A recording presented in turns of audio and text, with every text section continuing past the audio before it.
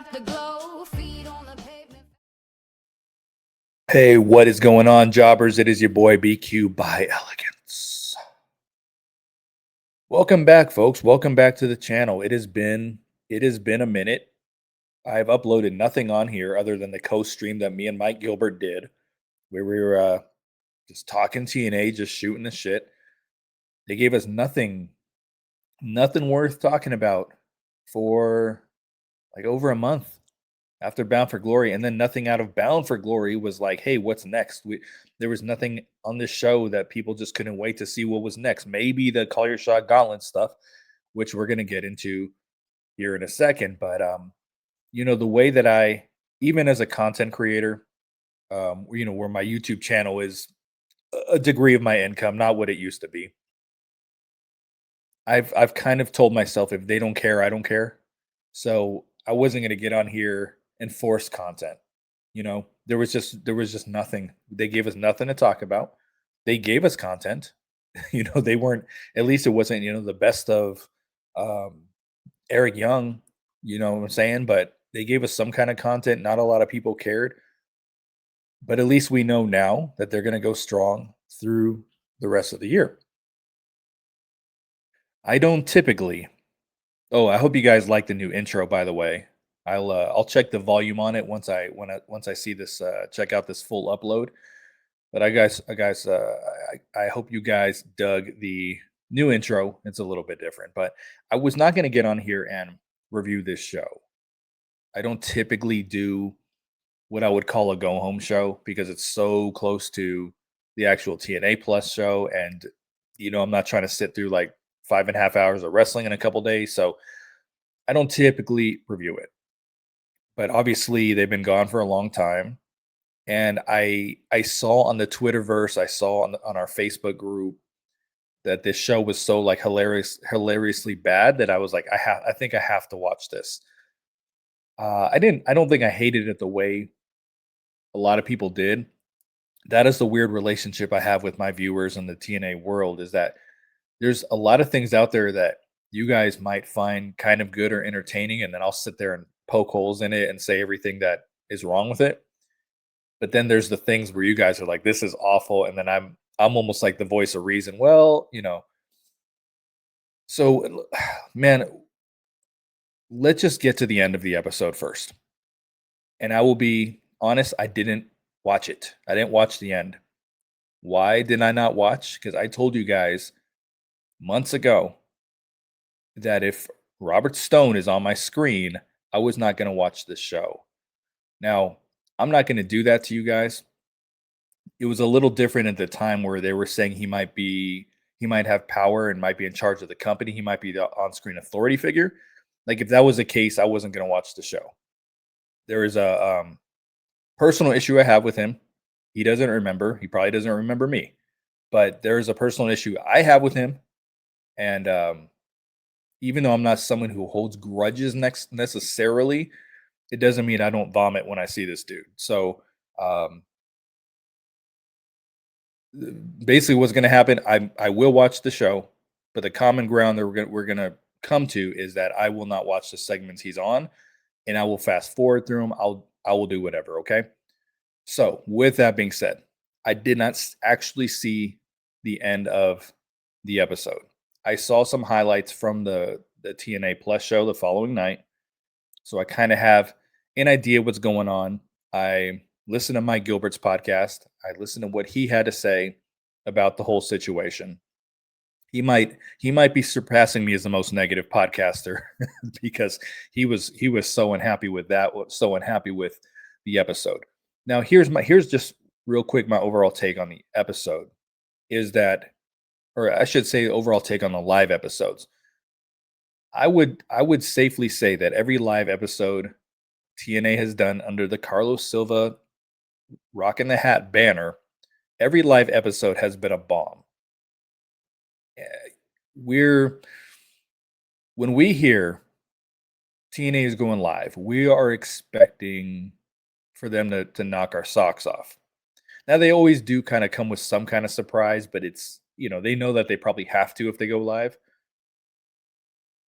But I would say more often than not, At the end of the live episodes, the general fan base, the faithful, remember the TNA faithful? Remember that name? I would say for the most part, the fan base is very disappointed with the episodes. And it's maybe it's because they hyped themselves up to say, hey, this is a live show. They're gonna give us something spectacular, you know? Um, they've been doing live shows after the pay-per-views, and I think people are waiting for that like Raw after WrestleMania type vibe. And this show hit. Not a lot of people in the crowd. They were showing empty seats on camera. They did it at Turning Point as well, even though Phony Tom said it was a sellout, and that was upsetting a lot of people. And I will say, just it was largely for the little time I spent on social media looking at the comments about the show is largely negative. People really did not enjoy this. The structure was very weird. There was not a lot of wrestling, and not a lot of wrestling to really grab you. Which is, I guess I kinda get it. They had one episode to build Turning Point. So, this is my idea for Turning Point. They're not gonna do anything like this. But I think if you're gonna take the month off after Bound for Glory and then say, "Yo, we're coming with a TNA Plus show," which I've seen the majority of Turning Point.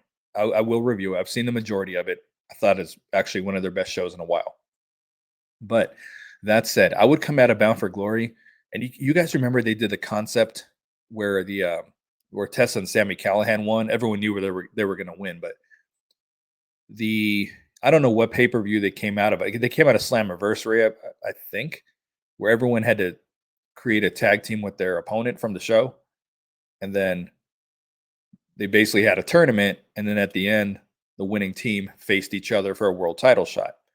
Now, that can be kind of redundant since they have the Call Your Shot gauntlet at Bound for Glory. But my whole point is I really do think Turning Point should be a gimmick show. I think it's something you could you got to find a way to take the stories out of Bound for Glory and just immediately go into Turning Point. The show kicks off and Hannafin is, oh, we're Bound for Glory, trying to sell us like we're fucking hot off the heels of Bound for Glory, which we are not.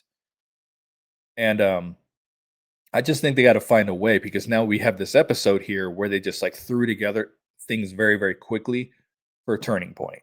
And a lot of the fan base does not like that.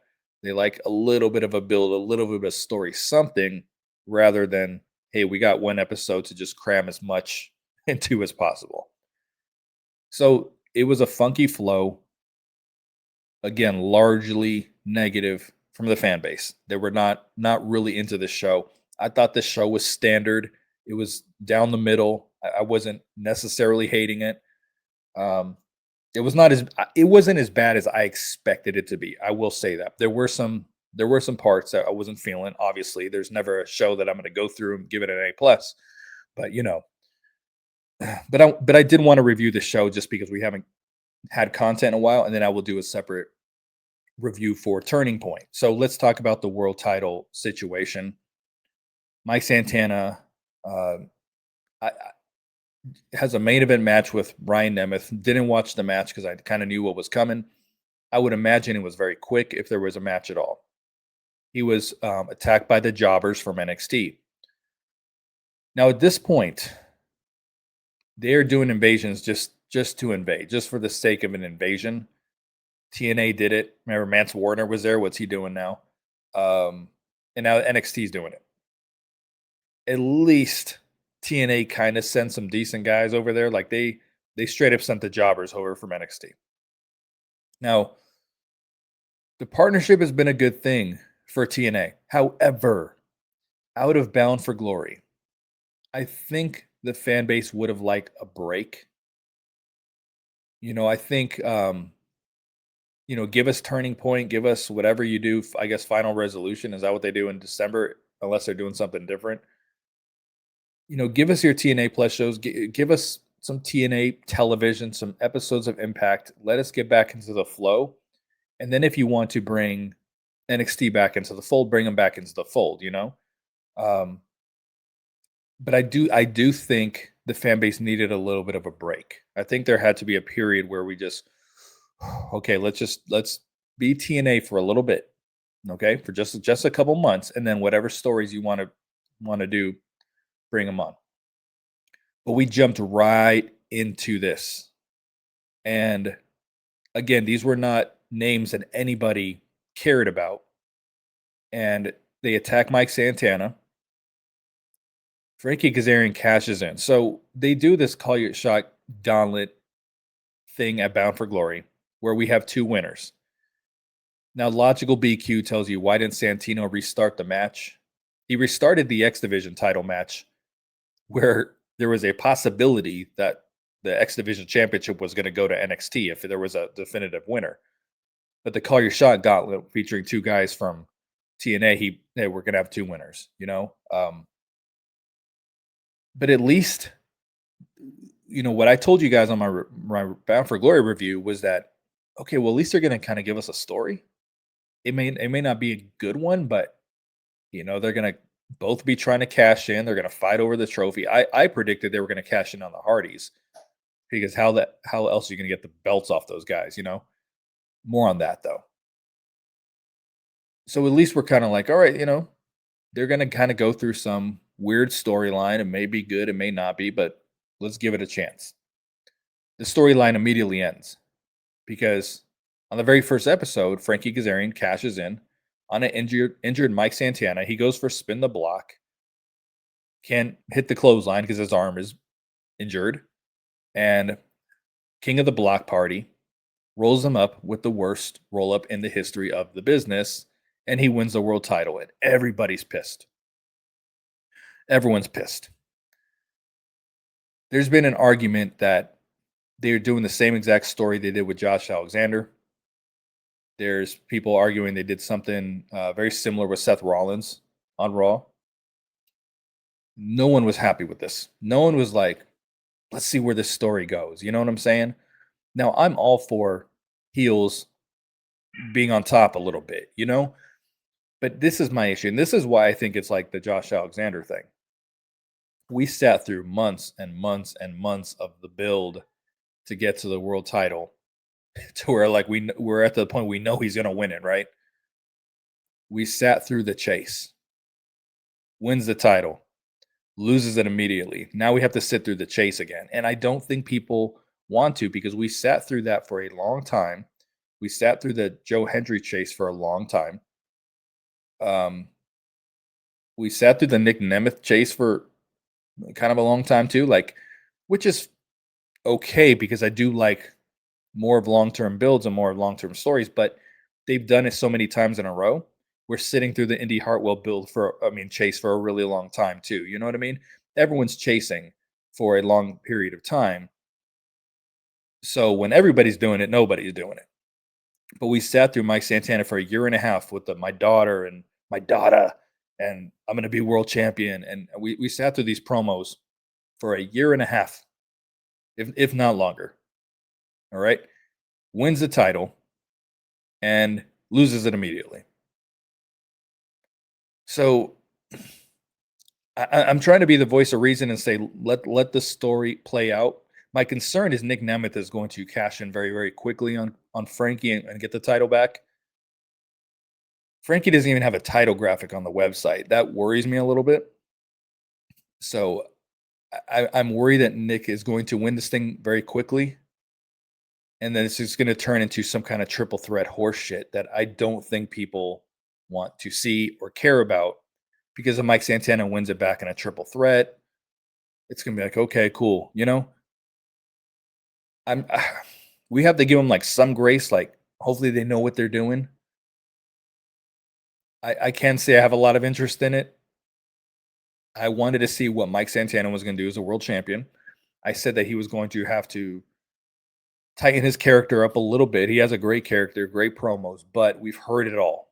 We've heard it all, seen it all. He's exhausted everything, every bit of emotion into this title run, into this title chase. So now he's got the championship. We needed something a little bit different from him going forward. We saw what happened with Joe Hendry to where he builds all the way up to the title, wins it. He's the same exact character, nothing changes. And then people start losing interest. And now the dude's like, I always said he was a flash in the pan. Dude's ice cold now. So I wanted to see that. I don't want to see the Mike Santana chase again because we're in the middle of the Indy Hartwell chase. We were in the middle. We had the inspiration chase going as well. They've been with the company for a while now. I think they came on one of the live episodes, but they were in the tag team title picture from day one. It didn't matter how many times they lost or whatever. They never left the tag team title championship hunt. They never left that scene. So they had a long chase as well. You know what I mean? So it's just I don't think people are super excited. The inclusion of NXT makes it, the inclusion of NXT jobbers makes it less interesting. And I got on my guy Chris's podcast, the Last Call podcast, and we just kind of talked about, man, what's next for Mike Santana's champion because they haven't built up any heels. So what they do was just kind of shotgun the championship, and then who cares? He can just run through NXT guys for a little bit, And one of the issues too is that they've shotgun every single championship here. Is that the right terminology? Shotgun when it's like basically hot potato the title. I don't know if I'm making that terminology up right now or if that's a real terminology, but they did it to the world title, where it didn't go back and forth, but we essentially got 2 title changes immediately. We got a back and forth with the freaking international championship. We got a back and forth with the NXT tag team championships. The Knockouts title right now went right back to NXT after them trying to get it from NXT.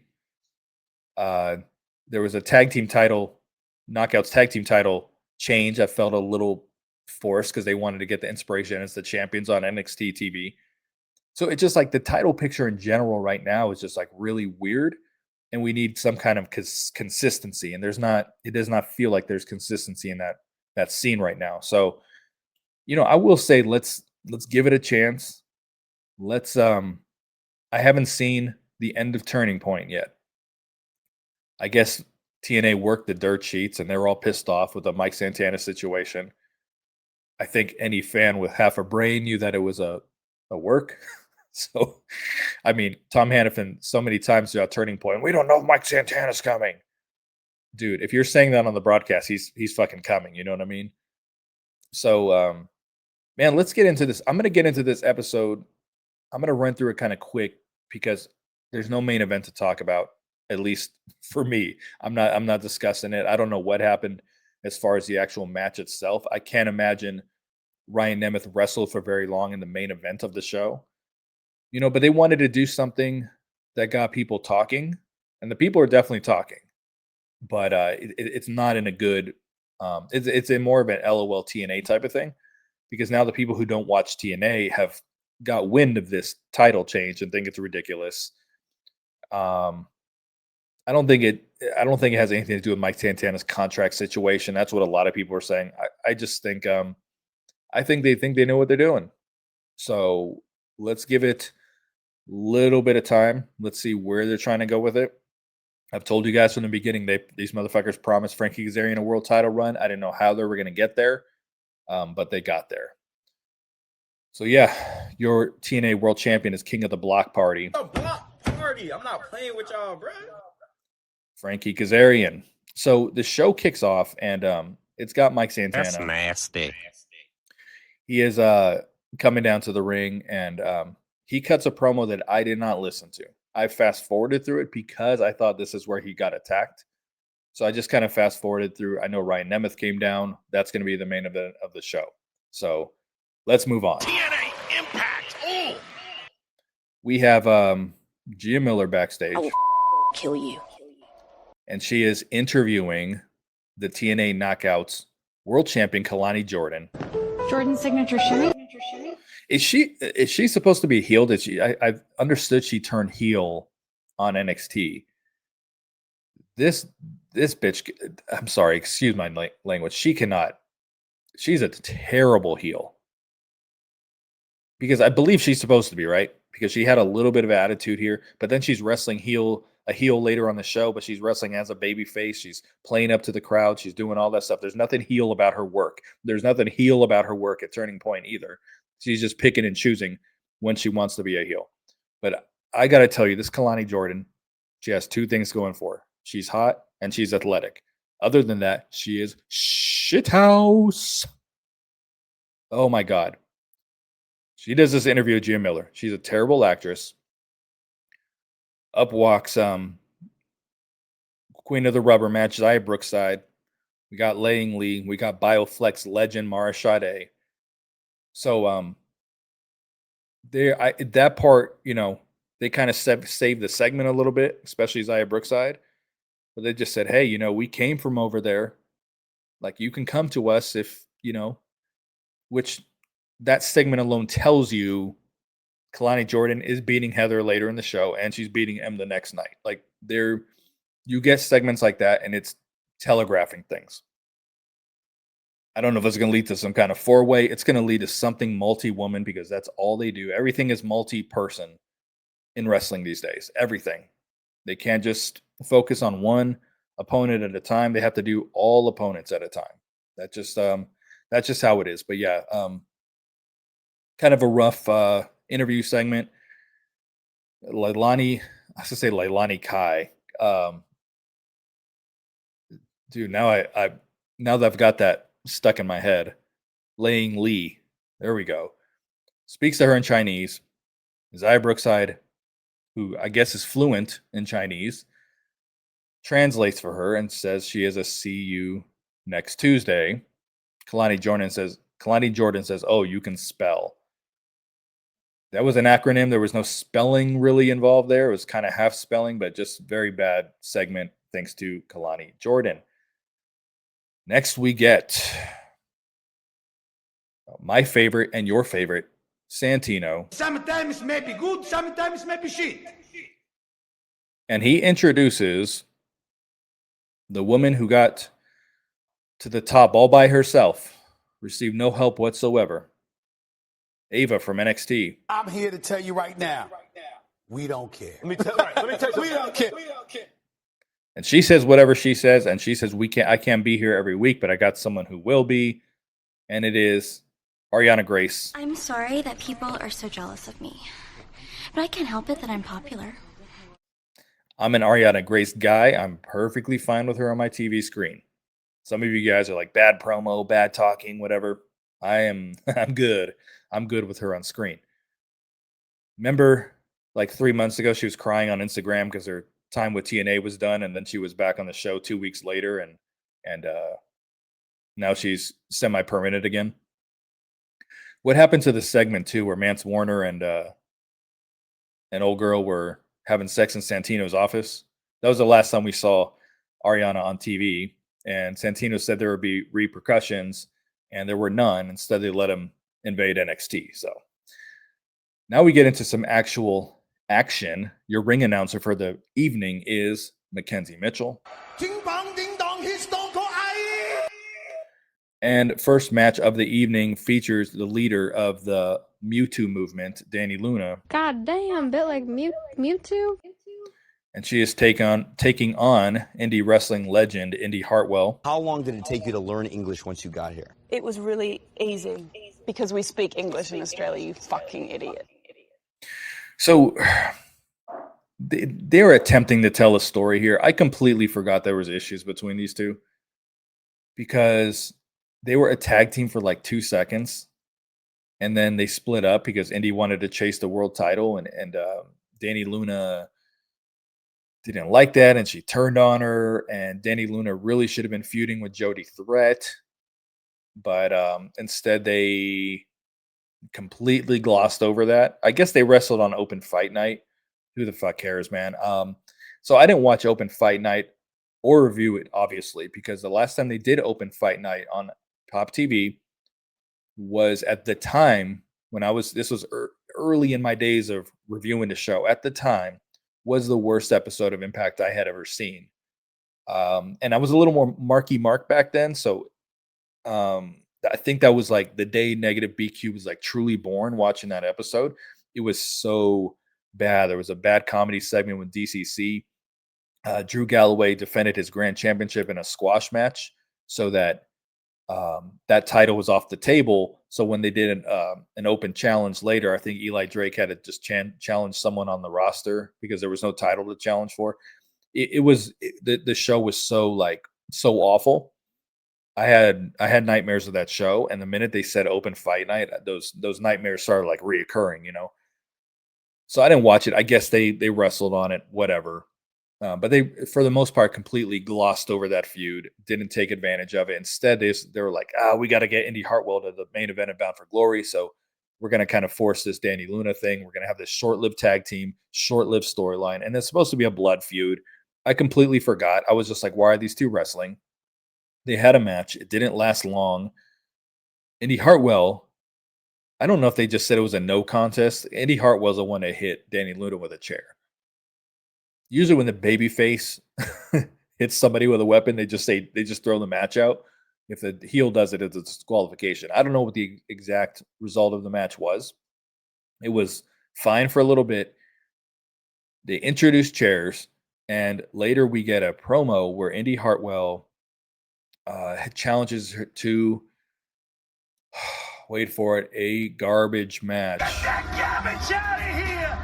No disqualification at Turning Point. No disqualification. So yeah, we got that at Turning Point, and we will obviously get to Turning Point a little bit later when I finish that show up. Sorry, I'm kind of in the wrong place in my notes here. So yeah, we are getting the garbage match. Then we got a segment of Eric Young walking amongst the fans saying, "The cleanse is coming. The truth." All right, the cleanse is coming in 2026, 27. I guess he cleansed us of Joe Hendry, but they just want us to completely forget that happened. I did laugh when he told someone, "Take your earbuds out and listen to the truth." I thought that was funny. He didn't give any kind of truth though. He just says, "Listen to this truth," and he's just saying the cleanse is coming. So there's no truth. He's just walking around yelling. He's committed to it. Let's hope that this is something good, because it very well could not be.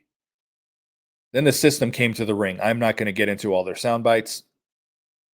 Eddie Edwards looks like he has been celebrating Thanksgiving early. They all talk for a little bit. I thought it was a little bit boring. The system always does this thing where everybody gets mic time, and it just drags, and it's kind of weak. They're trying to everyone forgot about Hardcore War, and they're trying to remind us. But the story here was that Dango took the mic. Brian Myers was going to talk. When he took the mic from him, I was like, please don't tell me Brian Myers is going to talk also, because I knew Dango was getting to this retirement thing. So Dango gets the microphone. He takes forever to spit this stuff out. But basically says that he is retiring in a few months. He got married. His wife said, "You're retiring." I don't know how much money this dude makes from wrestling. I've seen him at a convention, and it looked like he was actively trying to get people not to come to his table. So I think he does like investments or real estate or something like that on the outside. So I think the guy's good. I think at this point he's just wrestling just to wrestle. But it's not like he does a whole crap load of traveling with TNA. But it looks like he is punching out. And he said they're going to find a new member for the system. I don't think they need a new member, but I guess that they are. And that's how they're going to freshen the system up, because when the system won at Bound for Glory, I said, why? Like, what is next for them? I said if Order 4 won, they could have had Ali and Agent Zero move on and challenge for the tag team titles, which I think they're doing, because you don't have to win feuds to get title shots. But I said, what is next for the system? Not that I cared. It wasn't one of those things I was on the edge of my seat about, but I was still in the back of my mind, like, what could they possibly be doing next? I thought it was time to split them up. I still think it's time. I think Dango retiring is a good way to do that. However, it just looks like they're going to add a new member, and that's how they're going to choose to freshen things up. So he had said, he's like, I got married a couple months ago. I thought the fake BioFlex injury report told us you were injured by Agent Zero. That's why you were out. But anyway, the promo kind of took a long time. And then eventually the Rascals come down and challenge him for a match at Turning Point. And they say they got a fourth member. They tease that is the man known as Desmond Alexander. All right. And then there's a segment where Ali and the Order 4 walk up to the Hardys. They're doing a photo shoot. A lot of promos took place in front of that backdrop, by the way. That gray backdrop.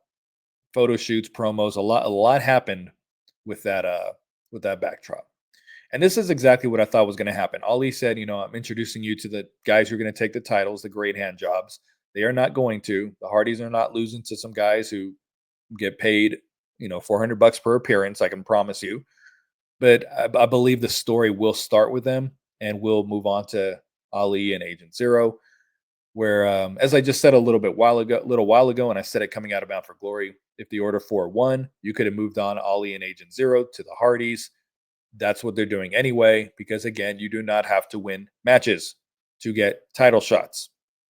So that looks like that's where they're going, which I think will be interesting. I'll give them props if that is the direction they're going. I think that will be interesting. Matt Hardy said, if you mess with the goats, you get the horns. Do goats have like ferocious horns? I'm gonna have to look that up. I don't feel like if a goat were to ram you that there would be any kind of injury. But you will get the goat horns. The goat is one of my least favorite terms in the world.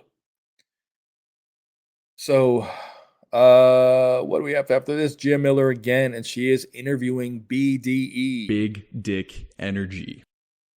I can tell you after watching Turning Point that every time we see this guy on screen, Tom Hannafin will let us know that he has 1.5 million Instagram followers or whatever platform he's on. Not Instagram. I think he's Snapchat, or Snapchat's still a thing.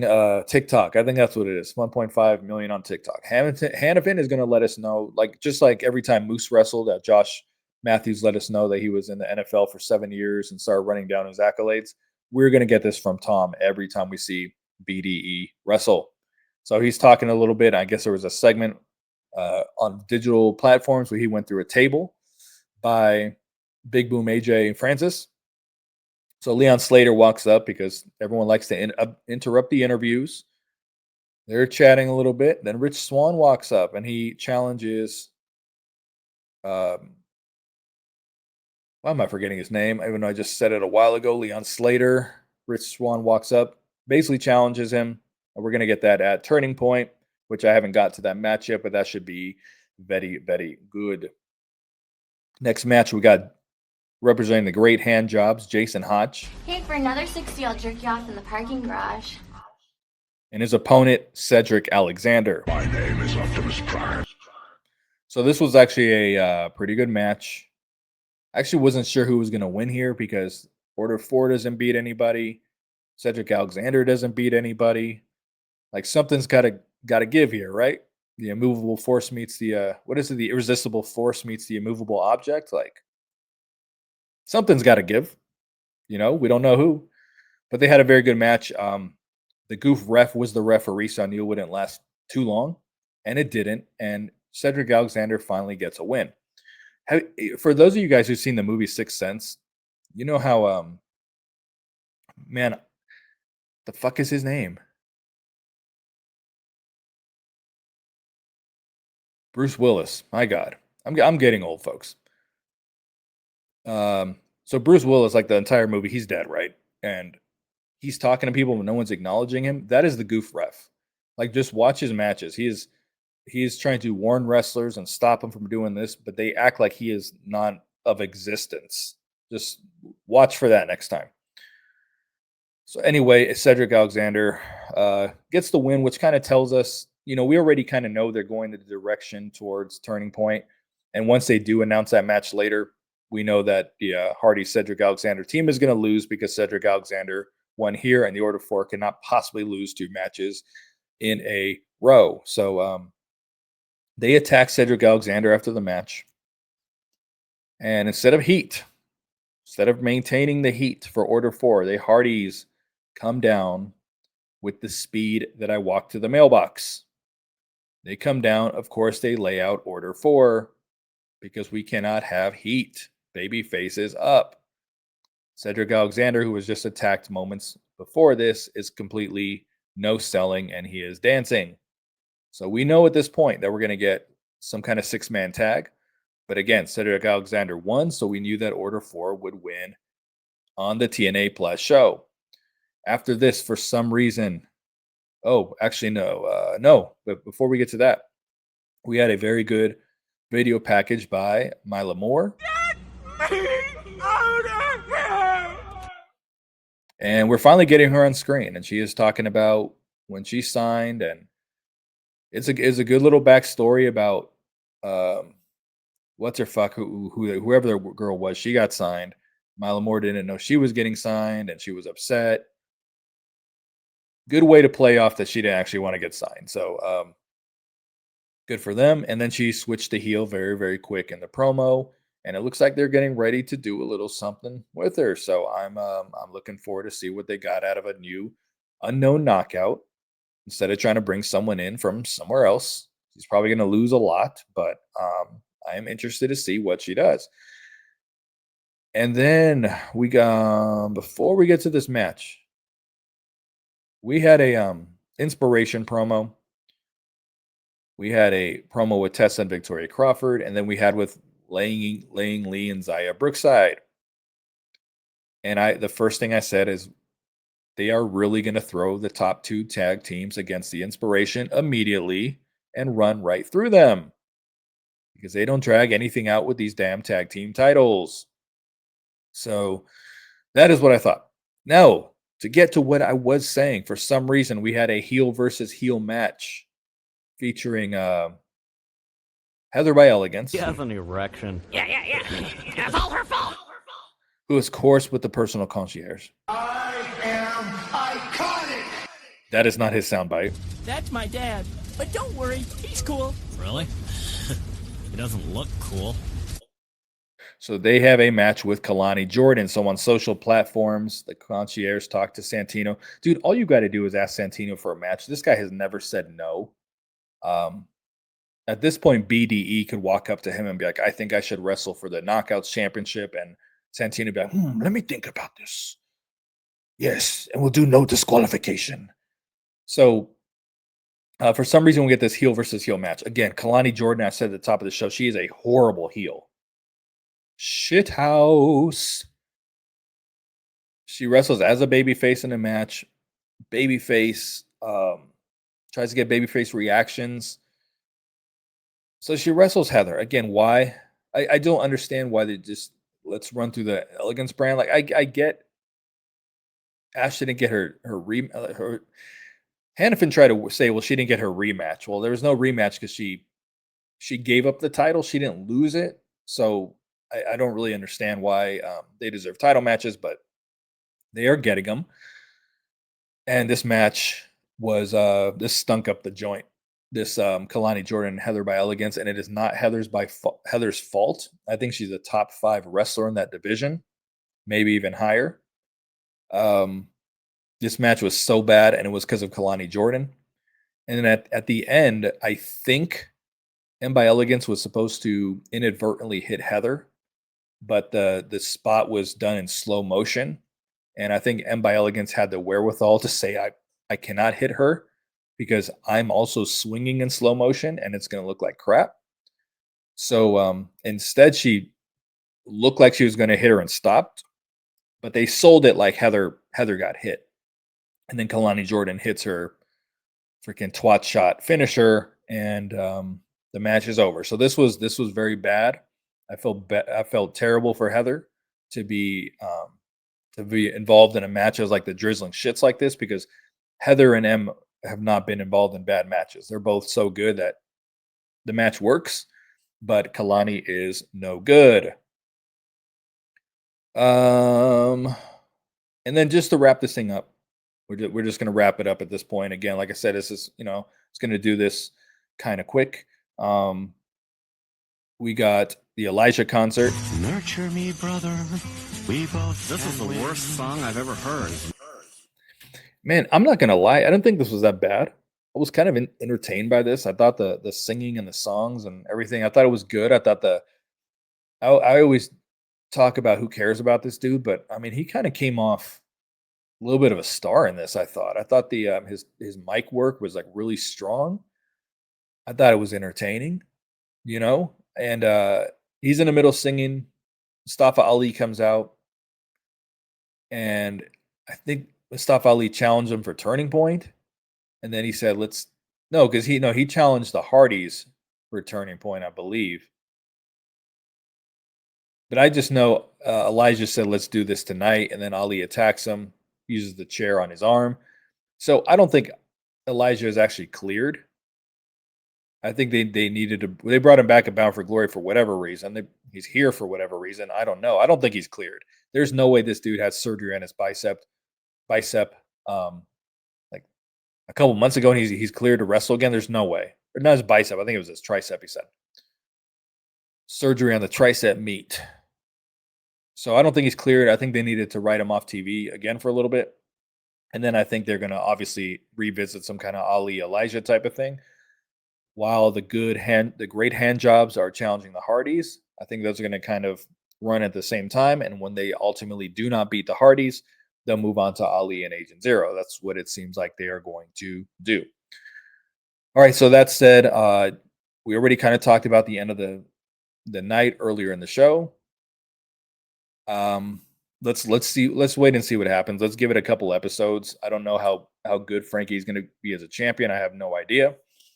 I really wasn't expecting this. I don't think anyone was expecting this. Mike Santana is probably real life pissed off about this because we sat through him not winning in New York and then finally winning and then losing it immediately. Like that's why I'm saying we compare it to Josh Alexander, because we just sat through this chase and then loses it right away. And we got to sit through the chase again. And I don't think people want to.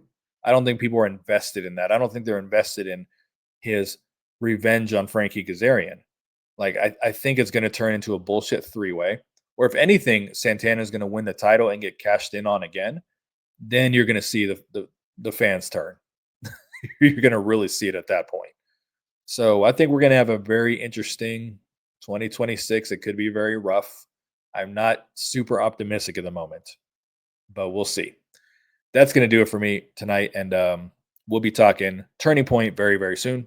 I am your boy, BQ, and I'm out. Peace.